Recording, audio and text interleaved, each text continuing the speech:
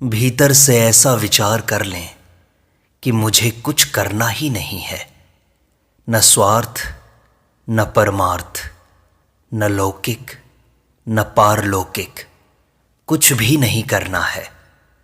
ऐसा विचार करके बैठ जाएं। बैठने का बढ़िया समय है प्रातः नींद से उठने के बाद। नींद से उठते ही भगवान को नमस्कार करके बैठ जाएं। जैसे गाढ़ निद्रा में किंचित मात्र भी कुछ करने का संकल्प नहीं था, ऐसे ही जागृत अवस्था में किंचित मात्र भी कुछ करने का संकल्प न रहे, चिंतन, जप, ध्यान आदि कुछ भी नहीं करना है। परंतु चिंतन आदि नहीं करना है, यह संकल्प भी नहीं रखना है, क्योंकि न करने का संकल्प रखना भी करना ही है। वास्तव में न करना अपने आप सिद्ध है। मन बुद्धि आदि को स्वीकार करके ही करना होता है।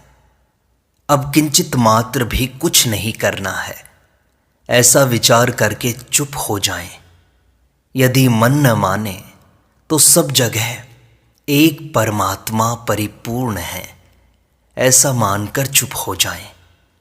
सगुण की उपासना करते हो तो मैं प्रभु के चरणों में पड़ा हूं, ऐसा मानकर चुप हो जाएं। परंतु यह दूसरे नंबर की बात है। पहले नंबर की बात तो यह है कि कुछ करना ही नहीं है। इस प्रकार चुप होने पर भीतर में कोई संकल्प विकल्प हो, कोई बात याद आए तो उसकी उपेक्षा करें, विरोध न करें। उसमें न राजी हों न नाराज हों, न राग करें न द्वेष करें। शास्त्र विहित अच्छे संकल्प आएं तो उसमें राजी न हों, और शास्त्र निषिद्ध बुरे संकल्प आएं तो उसमें नाराज न हों। स्वयं भी उन संकल्पों के साथ न चिपकें, अर्थात उनको अपना न माने। आप कहते हैं कि मन बड़ा खराब है, पर वास्तव में मन अच्छा और खराब होता ही नहीं। अच्छा और खराब स्वयं ही होता है। स्वयं अच्छा होता है तो संकल्प अच्छे आते हैं, और स्वयं खराब होता है तो संकल्प खराब होते हैं। अच्छा और खराब ये दोनों ही प्रकृति के संबंध से होते हैं। प्रकृति के संबंध के बिना न अच्छा होता है और न बुरा होता है। जैसे सुख और दुख दो चीज हैं, पर आनंद में दो चीज नहीं है, अर्थात आनंद में न सुख है न दुख है। ऐसे ही प्रकृति के संबंध से रहित जो तत्व है, उसमें न अच्छा है न बुरा है। इसलिए अच्छे और बुरे का भेद करके राजी और नाराज न हो। संकल्प आए या जाएं, उसमें पहले से ही यह विचार कर लें कि वास्तव में संकल्प आता नहीं है, प्रत्युत जाता है। भूतकाल में हमने जो काम किए हैं उनकी याद आती है, अथवा भविष्य में कुछ करने का विचार पकड़ रखा है, उसकी याद आती है कि वहां जाना है, वो काम करना है इत्यादि। इस तरह भूत और भविष्य की याद आती है, जो अभी है ही नहीं। वास्तव में उसकी याद आ नहीं रही है, प्रत्युत स्वतः जा रही है। मन में जो बातें जमा हैं वे निकल रही हैं, अतः आप उससे संबंध मत जोड़ें, तटस्थ हो जाएं। संबंध नहीं जोड़ने से आपको उन संकल्पों का दोष नहीं लगेगा, और वे संकल्प भी अपने आप नष्ट हो जाएंगे, क्योंकि उत्पन्न होने वाली वस्तु स्वतः नष्ट हो जाती है। यह नियम है। संसार में बहुत से पुण्य कर्म होते हैं, पर क्या हमें उनसे पुण्य होता है? ऐसे ही संसार में बहुत से पाप कर्म होते हैं, पर क्या हमें उनका पाप लगता है? नहीं लगता। क्यों नहीं लगता? क्योंकि हमारा उनसे संबंध नहीं है, उनके साथ हमारा सहयोग नहीं है। जैसे संसार में पुण्य पाप हो रहे हैं, ऐसे ही मन में संकल्प विकल्प हो रहे हैं। हम उनको करते नहीं और करना चाहते भी नहीं। हम उनके साथ चिपक जाते हैं तो उनकी पुण्य और पाप की, अच्छे और बुरे की संज्ञा हो जाती है, जिससे उनका फल पैदा हो जाता है और वह फल हमें भोगना पड़ता है। इसलिए उनके साथ मिले नहीं, न अनुमोदन करें न विरोध करें। संकल्प विकल्प उठते हैं तो उठते रहें, यह करना है और यह नहीं करना है, इन दोनों को उठा दें। गीता में आया है, नैव तस्य कृतेनार्थो न कृतेनिह कश्चन। करने और न करने दोनों का आग्रह ही न रखें। करने का आग्रह रखना भी संकल्प है और न करने का आग्रह रखना भी संकल्प है। करना भी कर्म है और न करना भी कर्म है। करने में भी परिश्रम है और न करने में भी परिश्रम है। अतः करने और न करने दोनों से किंचित मात्र भी कोई मतलब न रखकर चुप हो जाएं, तो प्रकृति का संबंध छूट जाता है और स्वतः परम विश्राम प्राप्त हो जाता है। क्योंकि क्रिया रूप से प्रकृति ही है। वह क्रिया चाहे शरीर की हो चाहे मन की हो, सब प्रकृति की ही तो है। इस प्रकार बाहर भीतर से चुप हो जाएं, तो जिसको तत्व ज्ञान कहते हैं, जीवन मुक्ति कहते हैं, सहज समाधि कहते हैं, वह स्वतः हो जाएगी। कहा भी है, उत्तमा सहजावस्था, मध्यमा ध्यान धारणा, कनिष्ठा शास्त्र चिंता च, तीर्थ यात्रा अधमा अधमा। छोटे से छोटा साधन तीर्थ यात्रा है, उससे ऊंचा शास्त्र चिंतन है, शास्त्र चिंतन से ऊंची ध्यान धारणा है और ऊंची से ऊंची सहज समाधि है। उस सहज अवस्था में आप पहुंच जाएंगे। प्रवृत्ति अर्थात करना और निवृत्ति अर्थात नहीं करना दोनों ही प्रकृति के राज्य में हैं। निर्विकल्प समाधि तक सब प्रकृति का राज्य है, क्योंकि निर्विकल्प समाधि से भी व्युत्थान होता है। क्रिया मात्र प्रकृति में ही होती है और क्रिया हुए बिना व्युत्थान होना संभव ही नहीं है।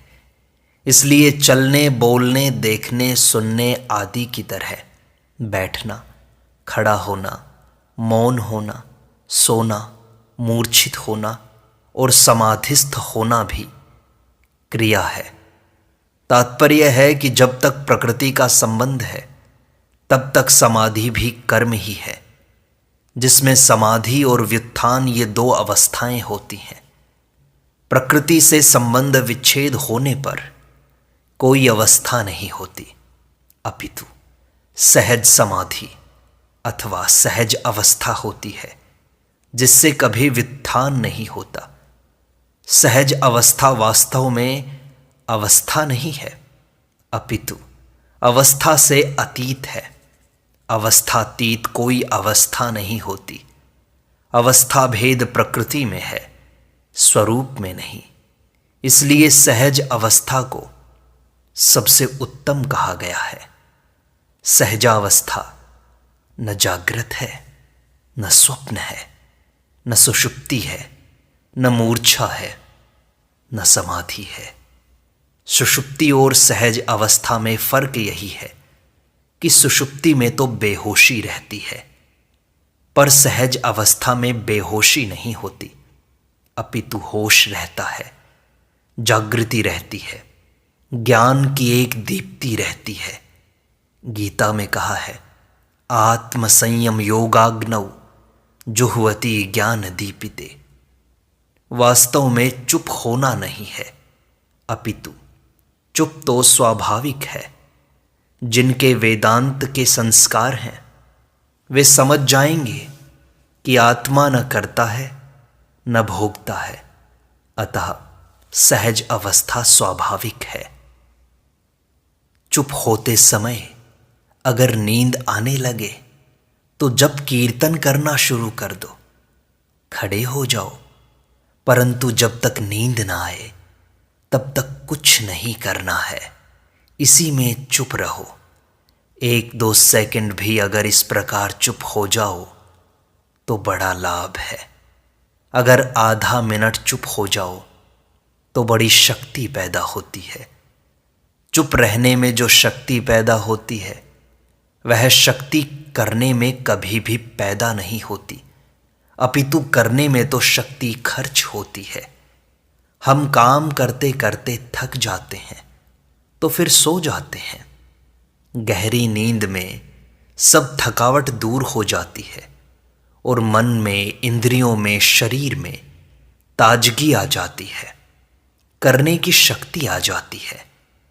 ऐसे ही प्रलय में चुप हो जाते हैं तो सर्ग की सामर्थ्य आ जाती है।